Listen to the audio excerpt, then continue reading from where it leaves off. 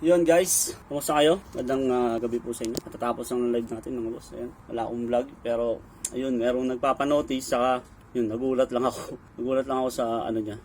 Sa sir pa notice yan. May tanong lang ako. Ano pong gagawin niyo kung binububugay ng asawa niyo? Natawa lang ako guys. Seryoso. Meron ba talagang nangyayaring ganun guys? Yung talagang binububog kayo ng asawa niyo? Gusto kong gusto kong sagutin yan pero parang ako yung gusto kong magtanong sa inyo. Parang ako yung maraming tanong. Bakit kayo pumapayag bugbugin ng asawa nyo? Ba't nag-i-stay kayo? Dahil mahal nyo? Ano ba yun? Ba't ganun? Parang ang gulo. Hindi ko talaga maintindihan guys. Simple lang eh. Bakit kailangan yung mag-stay? Kung binubugbog kayo o kung anong gagawin ko, o ako tinatanong mo kung anong gagawin ko? Simple lang. Ito lang. Wala nang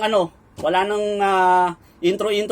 Iwan mo siya. Ganun lang yun. Iwan mo siya guys. Simple lang yan. Yan yung pinakasagot ko sa'yo. Tapos na. Wala nang ibang reason. Wala na. Iwan mo siya. Biruin mo, pinalaki ka ng magulang mo, pinag-aral ka, tapos pinayagan ka mag-asawa, tapos bubugbugin ka lang ng asawa mo. Ayan, lalaki pa, si sir pa, lalaki pa si sir. Iwan niyo yung asawa niyo. Once na binubugbog kayo, iwan niyo yung asawa niyo. Simple lang yun kasi kung mahal ka niyan, hindi ka bubugbugin yan. Sabi, meron pa nagsabi dyan di bali na lang emotional wag lang yung physical Ha?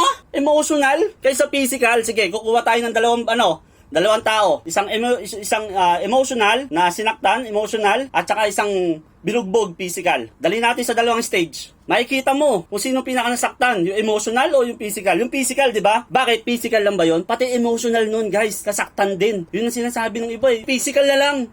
Ganun, di ba? Physical na lang sana. Pero pag nakita mo yung physical, pati emotional nun, durog. Wasak ang puso nun, guys. Iwan mo. Pagka ganun, iwan mo. Wala nang intro, iwan mo na yung asawa mo. Kahit kasal kayo, o hindi kayo kasal, iwan mo yung asawa mo, guys. Ganun lang yan, sir. Kung ako sa'yo, sir, kung itong makikita mo to, yan, na-notice kita, iwan mo yung asawa mo, sir. Yan, lalaki ka pa naman, kayang-kaya mo yan, makakahanap ka pa ng bago sa kanya. Kung ako sa kalagayan ko yan, sir, iwan ko yung asawa. Iwan ko yung asawa ko, sir. Hindi ko papayag na sasaktan niya lang ako. Nag-aral ako ng nanay ko. Ay, binuhay ako. Oo, nakatingin ako ng palo ng pagmamahal, pero bugbog hindi. Never, guys. Kaya sa mga kalalakihan dyan o kababahian, once na sinaktan kayo ng asawa nyo, huwag nyo na kayong pumayag susunod ulit. Iwan nyo na, guys. Napakasimple lang. Iwan nyo na. Okay? Huwag nyo sabihin na, physical na lang, huwag na emotional. Parehas lang yun. Mas malala yung physical. Biruin mo may physical na. Saan ka nakita? Binugbog ka. Wala ka naramdaman?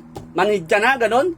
May physical na yan, saka emotional. Halo na yun. Pag emotional lang, di ka physical, okay lang sa'yo yun? Hindi guys, hindi ganun. Iwan nyo na yung asawa nyo. Ulitin ko, wala kayong ibang narinig sa akin kundi iwan nyo na yung asawa nyo. Iwan nyo na, once sa binugbog kayo.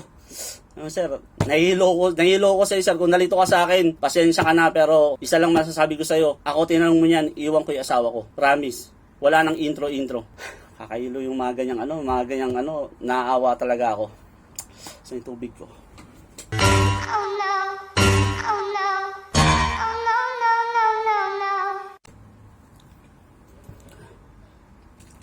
Huwag mo nang patagalin yan, sir. Iwan mo na yung asawa mo. Maraming salamat sa inyo, guys. Palagi po kayo mag-ingat yun. Good vibes lang tayo palagi. Maraming salamat. One, mapagmahal po ulit. Pasubscribe yung channel natin, guys. Tayo, sir. God bless sa'yo. Sana makahanap ka pa ng mga pangasawa mo. Thank you po. No.